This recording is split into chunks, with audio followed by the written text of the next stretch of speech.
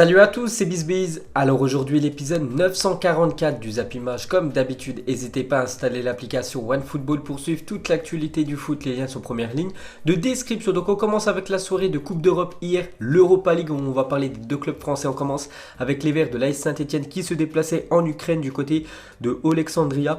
Et score final 2 partout. Beaucoup de regrets pour l'équipe de l'AS Saint-Etienne qui menait 2-0 à la 84e minute de la rencontre. Ils ont pris 2 buts dans les dernières minutes du match. Donc ils concèdent une fois de plus un match nul en Europa League. Donc les Verts concèdent le nul et ratent l'occasion de revenir à hauteur de la deuxième place de leur groupe. Donc très mauvaise opération pour les Verts parce que s'ils auraient réussi à tenir ce score, ils auraient passé devant Wolfsburg qui est actuellement deuxième du classement. Donc ils n'ont toujours pas éliminé l'équipe de l'AS Saint-Etienne. Ils n'ont pas gagné cette année. Ils sont toujours en lice. Il ne reste plus que 2 journées.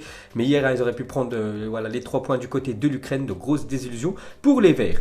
Ensuite, on va parler de l'autre équipe française engagée en Europa League. C'est le Stade Rennais qui se déplaçait du côté de Cluj. Et une nouvelle défaite pour Rennes. Donc 1-0 au match aller, 1-0 au match retour. Donc en 180 minutes, ils n'ont même pas réussi à inscrire un but contre cette équipe de Roumanie.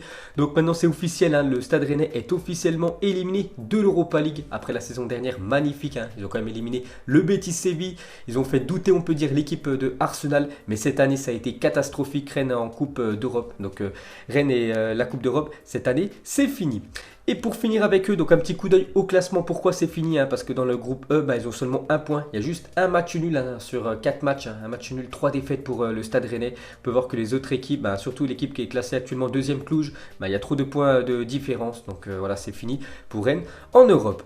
Ensuite, triste bilan pour les clubs français cette saison en Europa League. Donc sur les 8 rencontres, donc pour Rennes ou pour l'équipe de l'AS Saint-Etienne, aucune équipe quand même a réussi à s'imposer. Pourtant, ils ont joué quand même des équipes, on peut dire, abordables, comme pour Rennes, comme l'équipe de Cluj. Voilà, ils auraient pu au moins prendre une victoire sur leur double confrontation. Et la même chose pour l'AS Saint-Etienne, Alexandria, une faible équipe en Roumanie, même pas une victoire. La même chose contre la Gantoise, même pas une victoire. Donc catastrophique cette saison les clubs français en Europa League. Et pour finir avec cette Europa League, regardez tous les résultats de la soirée. On commence avec les résultats des matchs à 19h. Donc on va pas tous les citer parce qu'il y en a beaucoup. Et les résultats des matchs à 21h, on peut voir que Manchester United s'est imposé 3-0 contre le Partizan Belgrade. On peut voir que Porto s'est incliné une fois de plus en Europa League cette saison, 2-0 du côté des Glasgow Rangers. On peut voir sinon tous les autres résultats. Et pour finir avec cette soirée d'Europa League, on peut voir les 4 joueurs nommés pour remporter le titre de meilleur joueur cette semaine. Donc Rashford, Granero, Crivelli, ancien attaquant de l'équipe de Caen maintenant qui joue en Turquie, et Munir El Haddadi. Donc parmi ces 4 là, un remportera ce trophée. Donc je vous dirai qui c'est demain. Ensuite, cette fois-ci, on va parler de la Ligue des Champions. Regardez l'équipe type de cette semaine. Donc que des joueurs décisifs. Donc Karim Benzema un doublé, Rodrigo un triplé. On peut voir aussi Hakim Ziyech avec son magnifique coup franc inscrit contre l'équipe de Chelsea. Son un doublé. En défense, Hakimi lui aussi un doublé. On peut voir 2 joueurs de Ligue 1, Anderson buteur contre l'équipe du Benfica, et Navas qui a fait une grosse prestation contre l'équipe de Bruges. Ensuite, on va parler de l'équipe de France car la semaine prochaine, c'est la trêve internationale. Voilà, c'est tous les mois, c'est vrai que c'est un peu chiant, mais c'est comme ça. Donc regardez la liste de Deschamps pour les 2 prochains matchs, donc contre la Moldavie et l'Albanie. Donc la semaine prochaine, il suffit juste d'une victoire pour l'équipe de France pour être qualifié officiellement pour l'Euro 2020. Donc ça devrait le faire. Donc on peut voir 2 nouveaux joueurs, 2 champions du monde qui étaient absents depuis quelques temps et qui reviennent dans cette liste. On peut voir Benjamin Mendy, le défenseur gauche de l'équipe de Manchester City, donc lui c'est à cause des blessures. Et le deuxième, c'est l'ancien lyonnais Nabil Fekir qui revient dans cette liste de Deschamps. On peut voir quelques absents, dont Ousmane Dembélé à cause des mauvaises prestations qu'il fait avec l'équipe du Barça. Donc il a réagi, Deschamps, il a dit: Dembélé, on a le droit d'attendre plus que ce qu'il fait dernièrement. Il faut qu'il se donne tous les moyens. C'est un candidat sérieux pour être dans la liste. Ces derniers temps, il est encore loin de son meilleur niveau. Donc en gros, il dit qu'il n'a pas le niveau Dembélé pour intégrer ce rassemblement de l'équipe de France.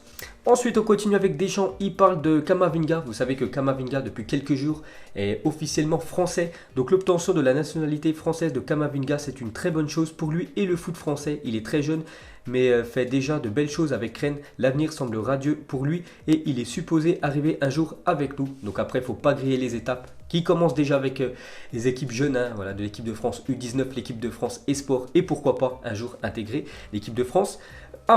Et pour finir avec cette liste, on va revenir sur le cas Giroud qui fait toujours débat on peut dire. Donc depuis le dernier rassemblement de l'équipe de France, donc Benzema il a quand même marqué 3 buts, 3 passes décisives, toutes compétitions confondues. Lacazette, une passe décisive, Gamero, 2 passes décisives et Alisson Plea, un but. Donc tous ces joueurs que je viens de citer les gars ne sont pas dans la liste de Deschamps.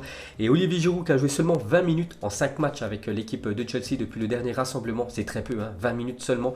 Et bien sûr il est toujours appelé par Didier Deschamps, donc ça fait débat. Mais bon, Giroud on sait qu'il est à chaque fois décisif avec les Bleus, mais c'est vrai que Benzema, Lacazette, Gamero et Plea ont été plus décisifs que Olivier Giroud. Et à chaque fois c'est l'attaquant de Chelsea qui est tout le temps dans la liste de Deschamps. Et pour finir avec Olivier Giroud, donc Chelsea serait désormais disposé à laisser partir Olivier Giroud cet hiver parce que c'est trop peu, 20 minutes sur les 5 derniers matchs. Donc s'il veut jouer l'Euro 2020 avec l'équipe de France, il doit quitter cette équipe de Chelsea et Chelsea lui donne un bon de sortie, donc il devrait quitter le club dans les prochaines semaines. Ensuite on va parler de Paul Pogba, donc lui aussi n'est pas dans la liste des 23 de Didier Deschamps, pas à cause des mauvaises prestations parce qu'on sait que Pogba c'est un énorme joueur, mais c'est à cause des blessures. N'oubliez pas qu'il est blessé depuis mi-septembre, Paul Pogba, donc ça fait déjà quasiment 2 mois qu'il loupe les matchs avec Manchester United et les matchs avec l'équipe de France. Donc pour rappel, le champion du monde tricolore est touché à la cheville et d'après son entraîneur Ole Gunnar Solskjaer, il devrait encore louper un mois Paul Pogba, donc quasiment 3 mois sans jouer pour le milieu tricolore. Donc beau rétablissement à lui. Ensuite, regardez le regard noir de Cristiano Ronaldo après qu'Aaron Ramsey ait célébré le but volé aux Portugais. Donc c'était lors du match de Ligue des Champions entre le Lokomotiv Moscou et l'équipe de la Juventus. Donc coup franc de CR7 et grosse boulette du gardien du Lokomotiv Moscou qui a relâché le ballon. Donc le ballon allait finir au fond défilé. Au dernier moment, Aaron Ramsey l'a touché ce ballon. Donc le but est pour lui. Donc le regard noir quand même de Cristiano Ronaldo envers le Gallois. Donc il a dû s'excuser, on peut dire, Aaron Ramsey sur son but volé à Cristiano Ronaldo. Il a dit sur le moment, j'ai cru que le gardien était plus proche de moi, mon instinct a pris le dessus et je l'ai mise au fond. Ensuite j'ai demandé pardon à Cristiano Ronaldo, voilà qu'il avait vraiment très mauvaise envers Aaron Ramsey. Ensuite on va parler de Kylian Mbappé qui fait la une aujourd'hui du journal L'équipe. C'est marqué Mbappé à tout prix. On peut voir Zidane et le Real Madrid intéressés par le jeune crack français et aussi Leonardo, le directeur sportif du PSG, lui veut prolonger la star montante du football, Mbappé. Donc le PSG a entamé des discussions avec Kylian Mbappé pour une prolongation, mais aucune offre n'a été formulée pour le moment, d'après le journal L'équipe. Donc on sait que Mbappé, ça va être vraiment le feuilleton l'année prochaine et surtout le PSG veut absolument conserver le jeune crack français. Donc il pourrait lui proposer le même salaire que Neymar, 37 millions d'euros à l'année. On avait parlé il y a quelques jours, donc actuellement il touche 17 millions d'euros. Il pourrait toucher 20 millions d'euros de plus quand même Mbappé en prolongeant avec l'équipe du Paris Saint-Germain. Donc une déclaration de Leonardo sur Mbappé, prolonger Mbappé, bien sûr que c'est une possibilité. Il a 20 ans, le PSG a beaucoup d'ambition pour le futur. Il est au centre de tout cela, c'est un joueur incroyable, il sera sûrement le meilleur joueur du monde. C'est pour ça que le PSG veut absolument garder le jeune crack français. Ensuite, cette fois-ci, une déclaration de Zidane sur Mbappé. Donc il a dit c'est Mbappé qui décidera de son avenir. Pour le moment, c'est un joueur du PSG, on verra plus tard. Mais il a toujours dit que son rêve était de jouer au Real Madrid. En conférence de presse, il a dit quand même ça, Zinedine Zidane, sur Kylian Mbappé. C'est vrai qu'il a toujours dit à Mbappé que son rêve c'était de jouer au Real. De toute façon, il y jouera un jour, mais j'espère que ça sera le plus tard possible parce qu'actuellement, il est très bien en France et c'est très bien pour la Ligue 1 de garder des jeunes cracks comme ça. Et pour revenir sur la déclaration de Zidane, donc Leonardo a réagi. Il a dit honnêtement, ça agace un peu, ça dérange. Je pense que ce n'est pas le moment de parler de ça. Ce n'est pas le moment de le toucher et de le déstabiliser. C'est le moment d'arrêter. Donc voilà, Leonardo demande à Zidane d'arrêter de parler de Mbappé parce que Mbappé appartient toujours au Paris Saint-Germain. Ensuite, une déclaration de Garber. Donc c'est le commissaire de la MLS au micro de ESPN. Il a dit Zlatan a 38 ans. Il a marqué beaucoup de buts en Amérique et il vient d'être recruté par l'AC Milan qui est l'un des clubs les plus importants du monde. Donc bluff ou révélation. Donc voilà les gars ce qu'on apprend d'après ce commissaire de la MLS que Zlatan aurait signé du côté de l'AC Milan. C'est toujours pas si c'est vrai ou pas. On en saura un petit peu plus dans les prochains jours et je vous dirai ça plus tard. Ensuite une déclaration de Valbuena sur Karim Benzema. Donc il a dit aujourd'hui si lui vient et me serre la main, je lui serre la main. Je suis un bonhomme. Je vais lui serrer la main et le regarder dans les yeux. Mais ça ne sera pas moi qui vais l'attendre en premier parce que vous savez qu'il y a un conflit entre les deux à cause de la sextape. Voilà il y a quelques années quand même. Donc voilà ce que dit Valbuena qui pourrait serrer la main à Karim Benzema, mais ce ne sera pas lui qui fera le premier pas. Et pour finir avec l'attaquant du Real Madrid, donc une déclaration du Dugarry sur Benzema. Il a dit ce garçon me laissera un regret, c'est qu'il avait pour moi largement le potentiel pour être un ballon d'or. Donc voilà ce qu'a dit Dugarry sur la star du Real Madrid. Ensuite les gars, on va parler de Neymar. Donc dans un communiqué, le PSG indique que Neymar reprendra l'entraînement collectif la semaine prochaine. Donc il a repris l'entraînement individuel hier.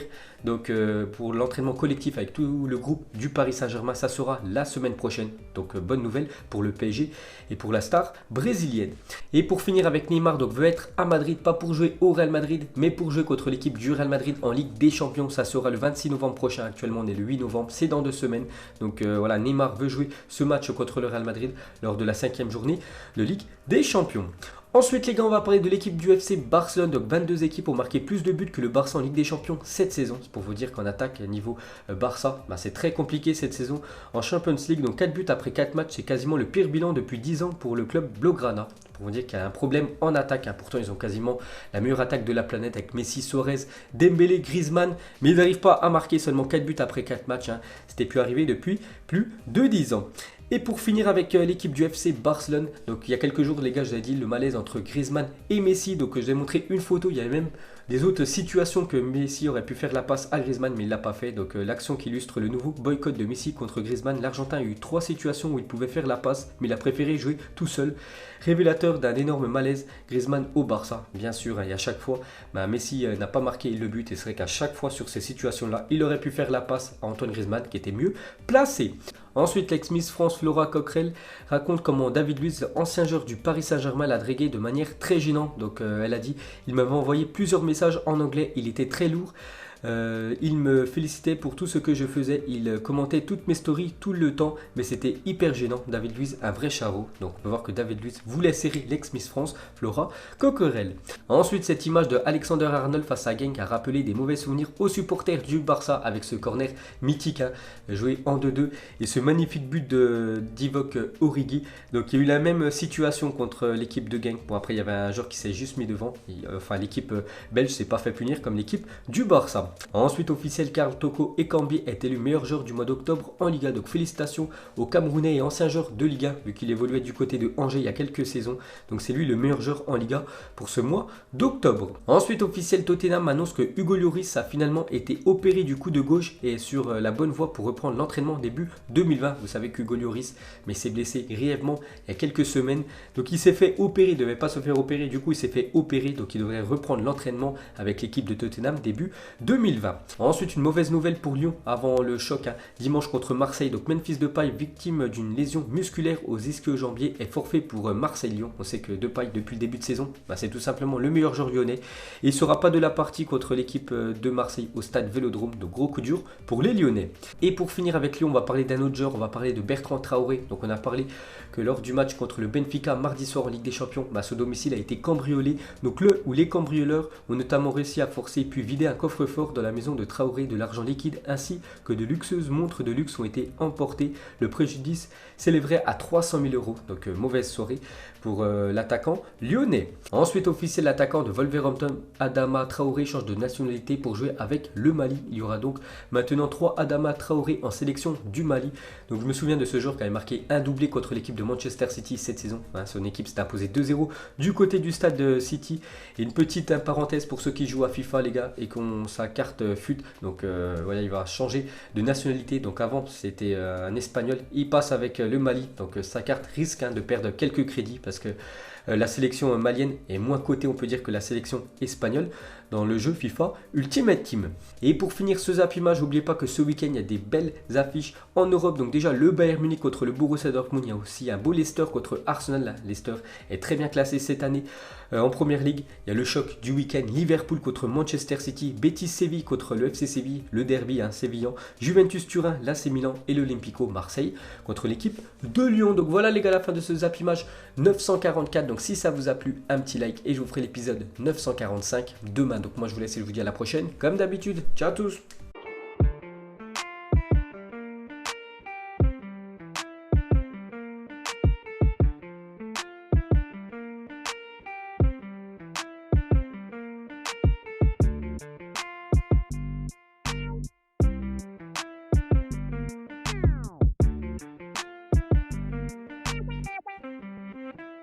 Non-committal.